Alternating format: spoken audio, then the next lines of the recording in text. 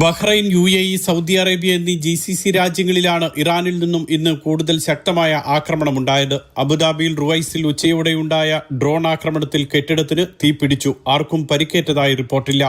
രാജ്യത്ത് ഇതുവരെയുണ്ടായ ആക്രമണ സംഭവങ്ങളിൽ 6 പേർ മരിച്ചതായി പ്രതിരോധ മന്ത്രാലയം സ്ഥിരീകരിച്ചു. UAE, പാകിസ്ഥാൻ, ബംഗ്ലാദേശ്, നേപ്പാൾ സ്വദേശികളാണ് മരിച്ചത്.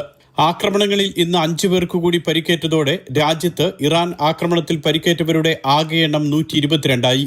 ഇന്ന് 9 മിസൈൽ ആക്രമണ ശ്രമങ്ങൾ ഉണ്ടായതിൽ 8 ആക്രമണങ്ങളും പ്രതിരോധിച്ചുവെന്നും 35 ഡ്രോൺ ആക്രമണ ശ്രമങ്ങളിൽ 26 എണ്ണവും പരാജയപ്പെടുത്തിയെന്നും അധികൃതർ അറിയിച്ചു. ബഹ്റൈൻ തലസ്ഥാനമായ മനാമയിൽ ജനവാസ കേന്ദ്രത്തിന് നേരെയായിരുന്നു ആക്രമണം. 29 വയസ്സുള്ള സ്ത്രീക്ക് മിസൈൽ ആക്രമണത്തിൽ ജീവൻ നഷ്ടമായി. ആക്രമണത്തിൽ 8 പേർക്ക് പരിക്കേറ്റു. സൗദി അറേബ്യയിലെ അൽസൂഫിയയിൽ താമസ കേന്ദ്രത്തിൽ ഡ്രോൺ തകർന്നു വീണ് നേരിയ നാശനഷ്ടമുണ്ടായി. അൽഖർജിലും കിഴക്കൻ പ്രവിശ്യയിലും ഡ്രോൺ ആക്രമണ ശ്രമങ്ങളുണ്ടായെങ്കിലും സൗദി അറേബ്യ പ്രതിരോധിച്ചു.